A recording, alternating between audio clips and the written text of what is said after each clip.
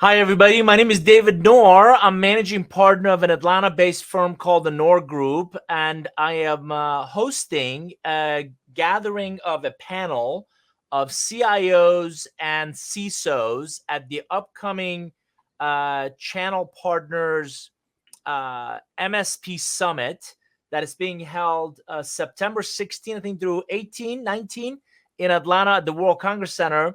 As you can see on the screen, our session is on that Wednesday, September 18th at 4 p.m. And joining me, I want to give you a glimpse into this conversation. Joining me is a longtime friend, a client, and just one of those all-around great guys, Ray Harris from Adtran. Hello, Ray. Hey, David. How you doing?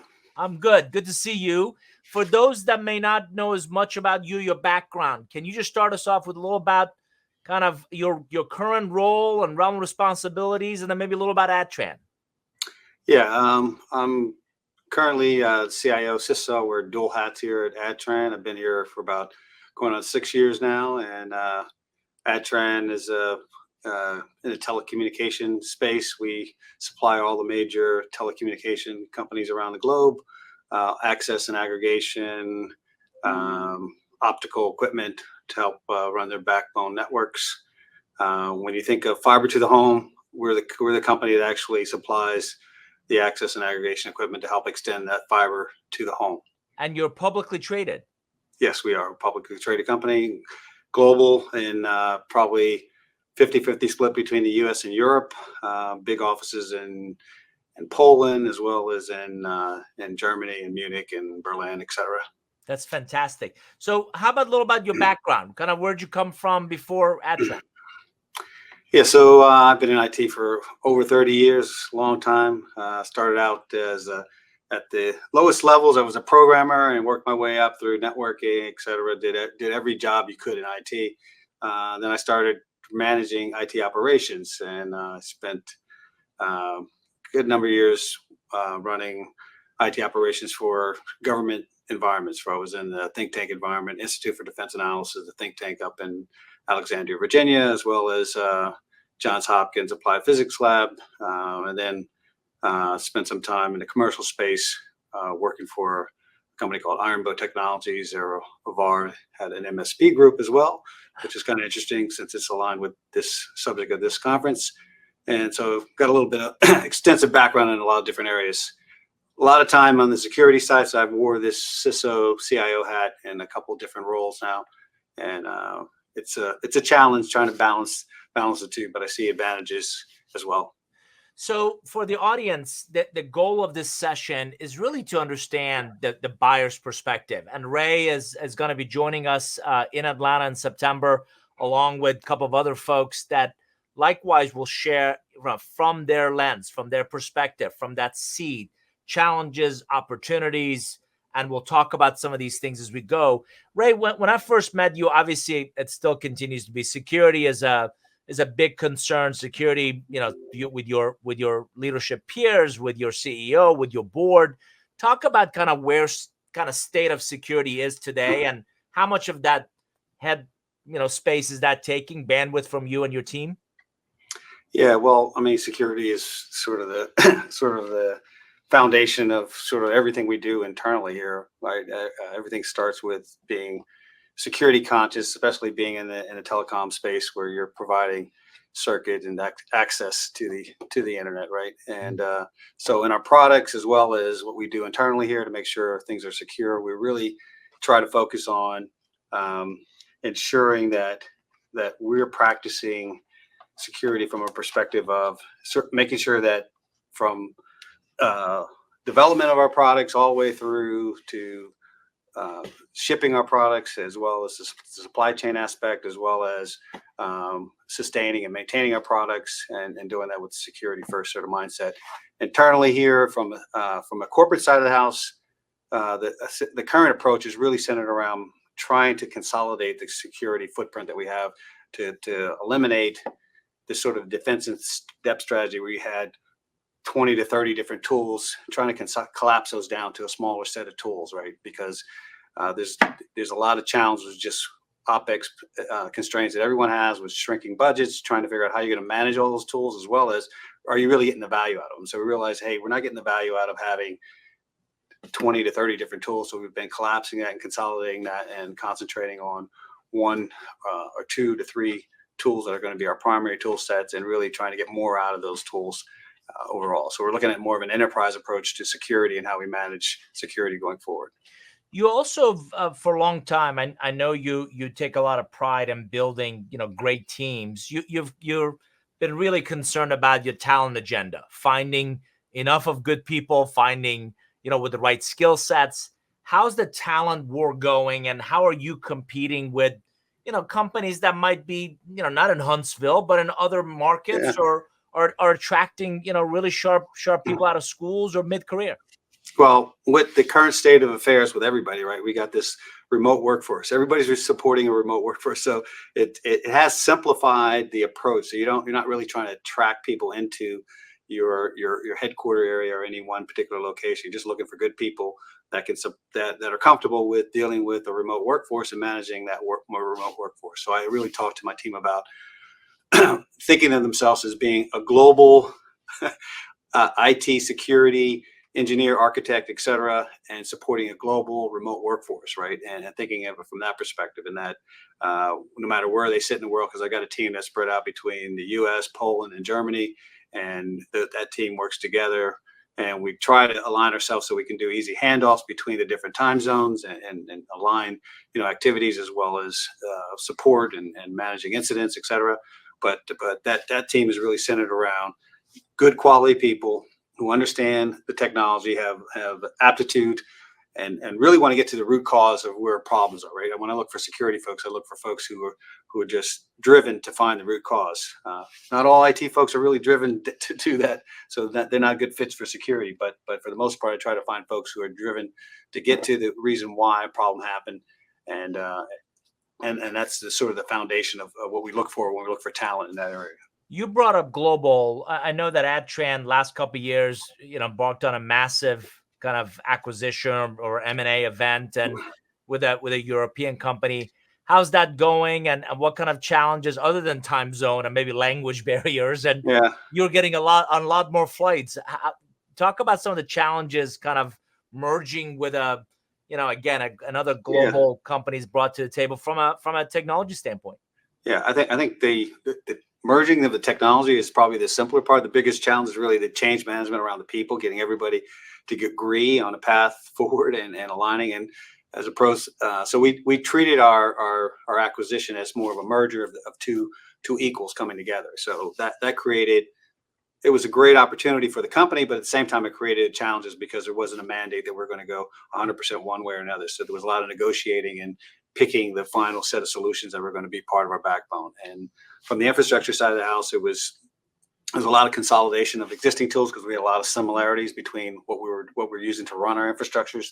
On the application side of the house, on the business side, business application side, there obviously that was a little bit more challenging, but we're on a good path right now to kind of get that wrapped up and finished. We're set to finish our ERP implementation at the end of the year, and that's we're on a good path now.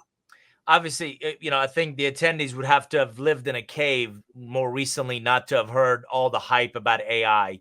Talk about your lens, your perspective on AI, and what is that doing to your business?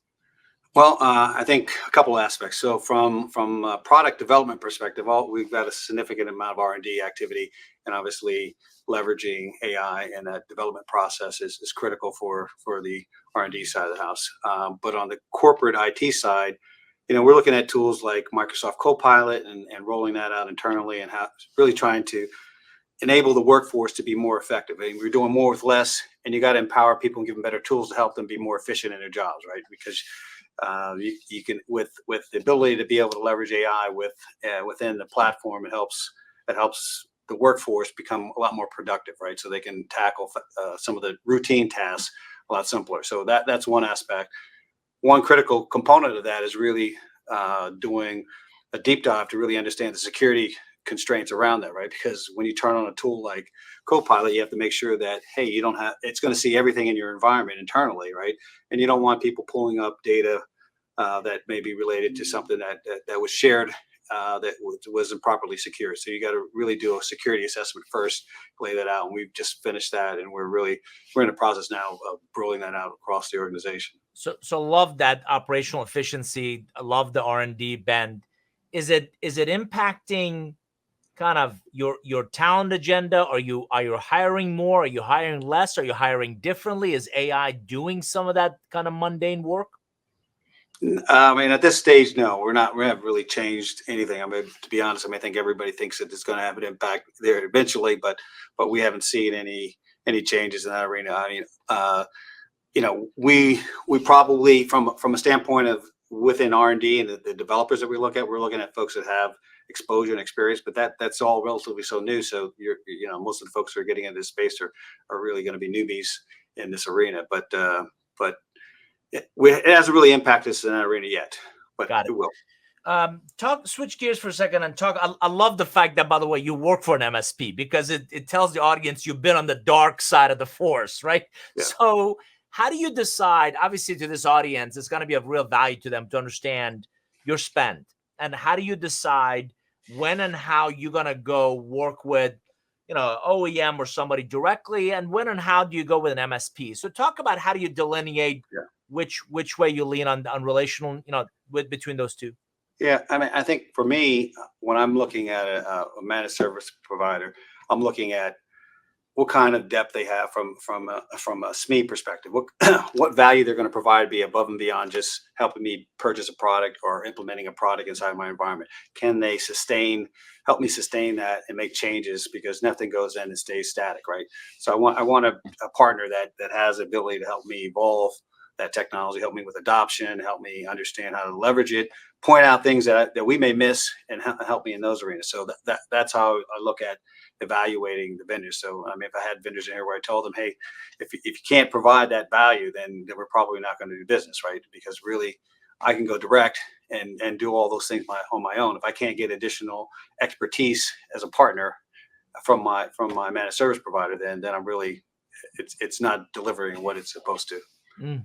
How would you describe the relationship between the OEMs and MSPs? Is it a supportive, collaborative? Do you have to tell the same story 3 different times? I mean, generally, most of these guys will come in as partners, and they'll come together as in a lot of cases as partners, and in a lot of cases, some of the OEMs will recommend a partner, right? Because they'll have that type of relationship. So, but at the same time, it's still a matter of whether there's value in that relationship, right? And so the same questions will get asked as part of that engagement, right, to determine. I think one of the challenges is a lot of OEMs out there who leverage partners and that's their primary way of interacting with their business. But there are times when it's better to go direct, and it just depends on the situation. Got it. So you and I, again, having known you, involved with your last kind of ERP system-wide implementation, I know you really value those relationships that do add value.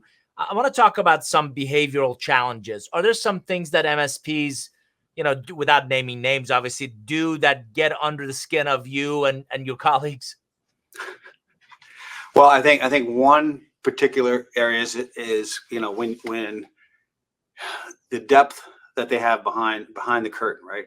There's a lot of solutions out there that you can sell and provide support for, and then the real question is how much real depth do you have behind in the back end? Are you calling 1 or 2 people that are trying to manage 4 or 5 customers, or 10 customers, or 20 customers, or is there a real bench behind that? So really trying to understand, what kind of back end support you're going to have, or are you going to be bottlenecked because of the size and the back end support that they're providing you? So that's a concern for me. I've been on that other side. I've seen how that works, and so I kind of know what to look for from that perspective. But yeah, that's a concern anytime I talk to an MSP. If you just joined us, you missed a good session with Ray Harris, the CIO CISO at Adtran. Just as a reminder, Ray is going to be our guest. I'm moderating a panel of CIO and CISO perspectives, their priorities, understanding kind of their buying needs at the MSP Summit. Our session is going to be on Wednesday, September 18th here in Atlanta. I live here. Ray is close to here. at 4 p.m. So I hope you'll join us. We're going to be on the main stage together. And the session is really going to focus on executives like Ray, kind of what they need from the MSP community, what they need from their direct relationships, and really understanding the key levers that is going to help them move their business forward. So hope you'll join us. Ray, thank you. Look forward to seeing you in a couple months for this event. And again, for our audience, September 18th, Wednesday, 4 p.m., there's a panel of CIO and CISO buyers, and we'll do a Q&A session afterwards. So again, on behalf of Ray Harris, I'm David Nour. Thanks for joining us, and we look forward to seeing you next time. Take care, everybody. Okay, thank you.